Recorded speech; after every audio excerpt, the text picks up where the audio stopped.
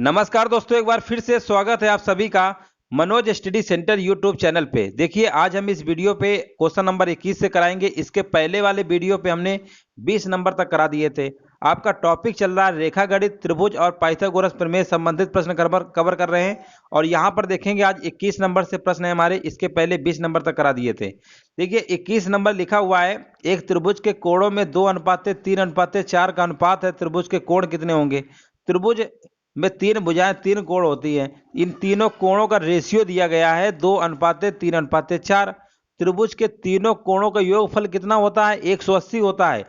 तो इन सबको जोड़िए, अनुपात में कितना आएगा? 4 3 7 2 9।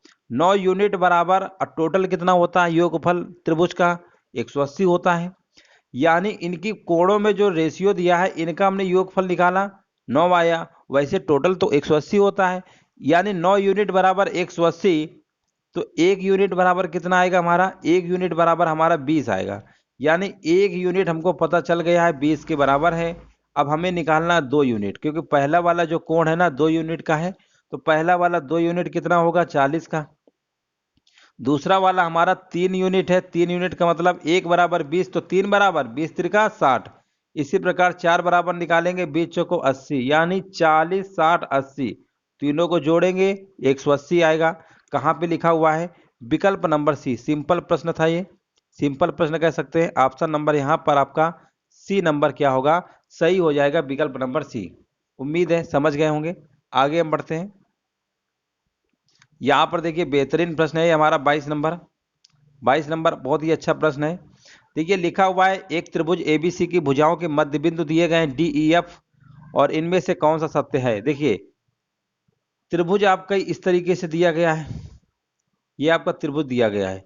यहाँ पर जो इसके मध्य बिंदु हैं मान लेते हैं, ठीक है ना। ये त्रिभुज हमारा एबीसी है, इसके मध्य बिंदु मान लेते हैं, ये डी है, इसका मध्य बिंदु ई है, इसका मध्य बिंदु ई ये है, और ये एफ है। इस तरीके से आपका दिया गया है, ठीक है ना। देखो, जब भी एक कॉन्सेप्ट होता है, थ्योरम होती है, इसका जो एरिया होगा ना अंदर वाले का, इसका जो एरिया होगा, देखिए एक त्रिभुज 4 भागों में बढ़ जाएंगे, क्योंकि इसमें थ्योरम अगर आप उसकी लगाएंगे, प्रूव करेंगे, तो कॉन्सेप्ट आपका क्या होता है, ये जो 4 त्रिभुज बन रहा है ना, 1 2 3 4, चारों त्रिभुज का एरिया क्या होगा? इक्वल होगा, हमेशा याद रखिएगा। ये जो त्रिभुज है ना, ये क्या चौथाई भागी तो है। 4 एक त्रिभुज में 4 आपके एरिया निकले हैं। तो जो डीएफ का जो एरिया होता है वो हमेशा 1/4 त्रिभुज एबीसी के बराबर होगा। याद रखिएगा, चौथाई भाग होता है। वैसे भी आपको दिख ही रहा है ना, चौथाई भाग तो है ही। ये तो टोटल तो 4 ही भाग है ना हमारे, तो चारों इक्वल होते हैं। ये कॉन्सेप्ट होता है, कैसे होता है वो हम आपको नहीं बता रहे हैं, सीधे हम आपको बता रहे हैं। जब भी किसी त्रिभुज के मध्य बिंदु को मिलाने से जो भी त्रिभुज बनेगा, उसका क्षेत्रफल हमेशा 1/4 बड़े वाले त्रिभुज के बराबर होता है। अगला बताइए। देखिए, 23 नंबर में आपको जवाब देना है। यह भी देखिए अच्छा प्रश्न है आपका। लिखा हुआ है, किसी त्रिभुज में 2 भुजाओं की लंबाइयों का योग सदैव होगा। देखिए, किसी त्रिभुज में 2 भुजाओं की लंबाइयों का योग हमेशा, याद रखिएगा, किसी त्रिभुज में 2 भुजाओं की लंबाइयों का योग सदैव हमेशा क्या होता है? तीसरी भुजा से छोटा होता है, तीसरी भुजा से बड़ा होता है। ये हमने कराया था इसके पहले। हमेशा याद रखिएगा, तीसरी भुजा से क्या होता है? बड़ा होता है हमेशा। किन्हीं भी 2 भुजाओं का योग हमेशा तीसरी भुजा से बड़ा होगा, तभी आपका त्रिभुज क्या होता है? बनता है, अदरवाइज त्रिभुज बनेगा ही नहीं। अगला प्रश्न है हमारा, यहां पर देखते हैं 24 नंबर है हमारा। लिखा हुआ है, किसी त्रिभुज के लिए निम्न में से कौन सा कथन सत्य है? ये प्रश्न देखिए बहुत ही अच्छा है। त्रिभुज के लिए कौन सा कथन सत्य है? क्या समस्त कोण न्यून कोण होते हैं? न्यून कोण क्या होता है? न्यून कोण क्या होता है? जो कोण 90 डिग्री से कम होता है। 90 से कम होता है, 90 से कम होता है, यानी 0 और 90 के बीच में, 0 से लेकर 90 के बीच में जो भी कोण होता है वो न्यून कोण होता है।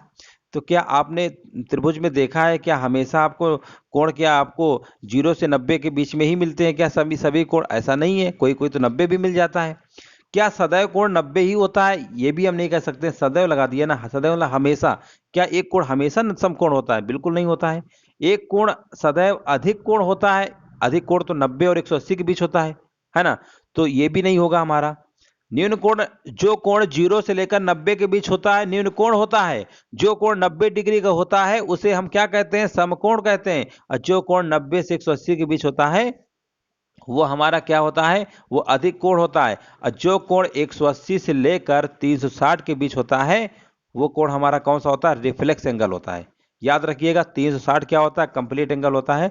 तो एक कोण सदैव न्यून कोण होता है, यही कथन आपका क्या होगा, सत्य होगा। कोई भी त्रिभुज आप बनाएंगे हमेशा कोई ना कोई एक कोण तो आपका न्यून कोण होगा, ये बात कन्फर्म है बिल्कुल। तो विकल्प नंबर लगाएंगे डी नंबर राइट आंसर। अगला प्रश्न देखते हैं। ये भी देखिए अच्छा प्रश्न है आपका 25 नंबर। लिखा हुआ है संलग्न चित्र में रेखाखंड एक्स वाई त्रिभुज एबीसी की भुजा एसी के समांतर है।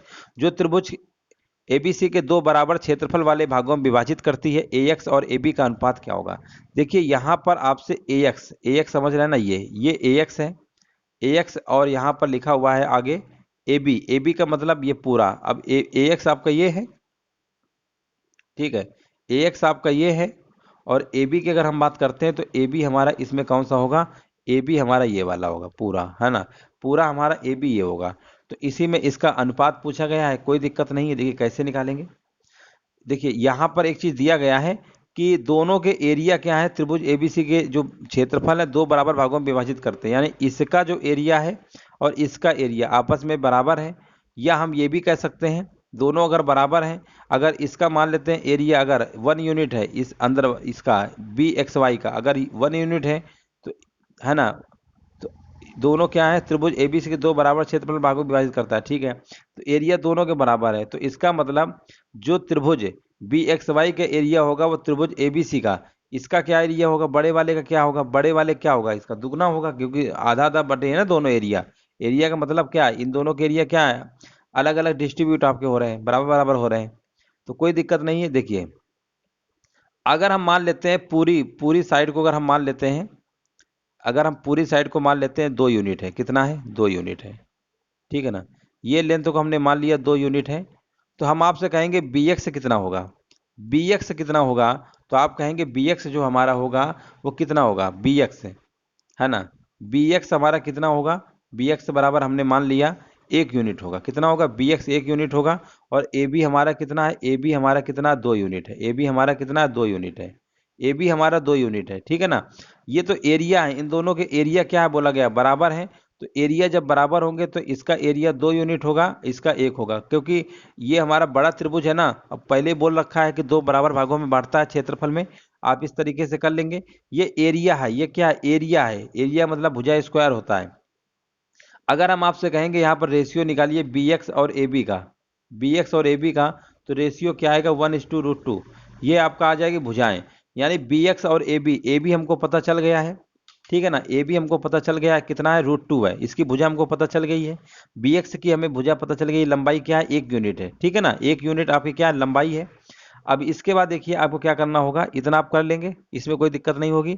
अब हम आपसे कहेंगे हमें ए एक्स निकालना है, यानी बी एक्स नहीं चाहिए, ए एक्स। तो ए एक्स कैसे निकलेगा, ए एक्स ये वाला, ए एक्स नीचे वाला। तो हम कहेंगे ए बी में से एक्स बी एक्स घटाइए, ए बी में से बी एक्स घटाएंगे तो कितना आएगा, ए बी में से बी एक्स घटाएंगे 2 में से, यहाँ ये देखिए ये भुजा है आपकी, यानी √2 में से 1 यूनिट माइनस करेंगे तो कितना आपका आएगा, यानी आपका आ जाएगा ए एक्स हमारा कितना आएगा, यहाँ लिख दे रहे हैं ए एक्स जो हमारा होगा वो √2 - 1 होगा, कितना होगा, √2 - 1 होगा। और ए बी हमको पता ही है, ए बी हमको पता ही है कितना, ए बी हमको पता है √2 है। प्रश्न में बोला गया इन्हीं का अनुपात पूछा गया है, इन्हीं का अनुपात आप निकाल लीजिए, बस दिक्कत क्या है, √2 - 1/√2 आएगा, है ना। तो इसको हम इस तरीके से भी लिख सकते हैं, √2 का ये देखिए रेशियो बना लीजिए। अब इसी में √2 का ऊपर नीचे मल्टीप्लाई कर देंगे, है ना। तो √2 का मल्टीप्लाई ऊपर नीचे जब करेंगे, देखो यहाँ कर देते हैं, √2 - 1/√2 है, और √2 का ऊपर नीचे क्या करेंगे, मल्टीप्लाई कर देंगे। तो ये हमारा आ जाएगा 2 - √2, और रेशियो बनाएगा यहाँ पे √2 कितना आएगा 2, यानी ये वाला बनाएगा। कहाँ लिखा हुआ है, विकल्प नंबर आपका बी, विकल्प नंबर आपका बी नंबर हो जाएगा। तो कहने का मतलब है, एक बार फिर से समझ लीजिए, यहाँ पर त्रिभुज एबीसी दो बराबर क्षेत्रफल में विभाजित करता है, इसका मतलब ये जो मध्य बिंदु आपका था ना, ये क्या है, इसके समांतर है आपका, है ना। और यहाँ पर लिखा दो भागों में विभाजित करता है, एसी इसके समांतर थी, चलिए एसी इसके समांतर थी, तो ये हमेशा मध्य बिंदु पे ही होगा जब समांतर दिया है। तो यहाँ पर दो भागों में बांटने का मतलब है कि ये पूरी अगर भुजा अगर 2 यूनिट है तो आधी आपकी योग 1 यूनिट होगी, बस यही आपको समझना था, है ना। इससे ये तो एरिया आएगा, एरिया और इसका भुजा निकालेंगे, इस तरीके से आएगा, बस कर लेंगे, आपका आंसर आ जाएगा। विकल्प नंबर बी होगा राइट आंसर। अगला देखते हैं। देखिए यहाँ पर अगला प्रश्न देखिए, ये भी काफी अच्छा प्रश्न है आपका। लिखा हुआ है 26 नंबर, लिखा हुआ है किसी त्रिभुज के अंतःकोणों का अनुपात 1:2:3 है, सबसे बड़े कोण का रेडियन में मान क्या होगा। तो देखिए 1 2 3 का रेशियो दिया गया है, कुछ नहीं करना है। देखिए बहुत ही आसान तरीके से इसको आप लगा सकते हैं। करना क्या है, सबसे पहले टोटल निकालिए, बड़ा कोण क्या होगा। तो 1 2 3 दिया गया है, तो टोटल हमारा कितना होगा, 3 2 5 यानी 6 यूनिट बराबर 180 होता है। 1 यूनिट बराबर आपका 30 आएगा। हमें बड़ा कोण चाहिए 3 यूनिट बराबर हमारा 90 आएगा। यानी बड़ा कोण तो 90 डिग्री हमारा, डिग्री में हमारा अगर हम पूछेंगे तो डिग्री में हम बताएंगे 90 डिग्री है। लेकिन प्रश्न में डिग्री में नहीं पूछा गया है, प्रश्न में डिग्री में नहीं पूछा गया है, रेडियन में पूछा गया है। तो जो 90 डिग्री आपका आया है, इसी में आपको क्या करना है, पाई/180 से मल्टीप्लाई कर देना है। याद रखिएगा डिग्री को रेडियन में बदलने के लिए पाई/180 से गुणा किया जाता है। 90 कम 90, 90 दूनी 180 होता है। तो पाई/2 क्या होगा, इस प्रश्न का आपका राइट आंसर आपका हो जाएगा। अगला प्रश्न देखते हैं। 27 नंबर देखिए, लिखा हुआ है एक पाइथागोरस ट्रिक बताइए जिसकी सबसे छोटी भुजा 8 है। तो 8 15 17 की पाइथागोरस ट्रिपलेट होती है। हमने आपसे कहा था कई सारी पाइथागोरस ट्रिपलेट हैं, आप उनको याद कर लीजिए। तो 8 15 17 की होती है, बस यही वाला आपका विकल्प सही हो जाएगा। अगला प्रश्न देखते हैं। देखिए 28 नंबर में आपसे पूछा गया है कि यदि त्रिभुज एबीसी एक समद्विबाहु त्रिभुज है जिसमें एंगल एबीसी 90 डिग्री है, तब त्रिभुज एबीसी के बारे में कौन सा कथन सत्य है। देखिए यहाँ पर सबसे पहले समद्विबाहु त्रिभुज की बात हो रही है। इस तरीके से हम समद्विबाहु त्रिभुज बना लेते हैं। ये ए है, ये बी है, ये सी है। हमने मान लिया कि समद्विबाहु त्रिभुज हमने बना लिया, लेकिन एक कोण हमारा 90 डिग्री है। तो इसका मतलब हमें समद्विबाहु समकोण त्रिभुज बनाना होगा। क्या बनाना पड़ेगा, समद्विबाहु समकोण त्रिभुज। याद रखिएगा समद्विबाहु समकोण त्रिभुज, और ये दो भुजाएं आपस में क्या है, बराबर है। ये हमारा होता है समद्विबाहु समकोण त्रिभुज। और यहाँ पर एंगल एबीसी हमें दिया गया है 90 डिग्री। चलो ठीक है। अब यहाँ पर अगर हम आपसे कहेंगे तो पाइथागोरस थ्योरम लगाएंगे। AC स्क्वायर बराबर आपका AB square plus BC square होता है। क्वेश्चन में समद्विबाहु बोला है, इसका मतलब AB और BC बराबर है। तो इसका क्या मतलब हुआ कि अब हम यहाँ पे हम क्या लिख सकते हैं, यहाँ पर BC की जगह हम AB लिख सकते हैं। BC जगह क्या लिख सकते हैं, AB लिख सकते हैं, ठीक है ना। क्योंकि सारे ऑप्शन में आपके AB हैं, तो इसलिए BC की जगह हम AB लिखेंगे। हालांकि AB की जगह BC भी लिख सकते हैं, लेकिन हमें BC वाला ऑप्शन में नहीं दिया है, तो हमें कौन सा लेना पड़ेगा, AB। तो यानी BC जहाँ पर है वहाँ AB रखना होगा। तो यहाँ पर हमारा आएगा AC स्क्वायर बराबर AB स्क्वायर। अब BC जगह AB रखेंगे ना, तो यहाँ पर भी AB, क्योंकि BC AB समद्विबाहु में बराबर होती हैं भुजाएं। तो यहाँ पर हमारा आ जाएगा AC स्क्वायर बराबर 2AB स्क्वायर। AC स्क्वायर बराबर 2AB स्क्वायर कहाँ लिखा हुआ है, विकल्प नंबर आपका यहाँ पर बी नंबर। विकल्प नंबर बी नंबर क्या होगा, आपका राइट आंसर आपका हो जाएगा। चलिए अगला प्रश्न देखते हैं। यहाँ पर देखिए पूछा गया है निम्न में से कौन सा पाइथागोरस ट्रिपलेट नहीं है, ट्रिक नहीं है। तो देखिए 8 15 17 की पाइथागोरस होती है 13 84 85 ये भी होता है, 7 24 25 ये भी होता है। ये वाला नहीं होगा। विकल्प नंबर आपका यहाँ पर जाएगा बी नंबर। 11 60 और 61 है ना, 11 60 61 की ट्रिपलेट होती है। यहाँ 63 लिखा है ना, बोला कौन सा नहीं है, तो यही वाला होगा। तो इस तरीके से दोस्तों रेखा गणित के आपके 29 सवाल दिए गए थे यूथ कंपटीशन टाइम्स में। सारे सवाल हमने पार्ट बाई करा दिए हैं, प्लेलिस्ट बना दिया, वहां से आप सारे वीडियो देख सकते हैं। और इसके बाद नया चैप्टर आपका अगले दिन से शुरू करेंगे। वीडियो में देखिए किसी भी प्रश्न में डाउट हो कमेंट करके पूछ सकते हैं, उसको अगले वीडियो पे हम बता देंगे। वीडियो देखें दोस्तों, धन्यवाद।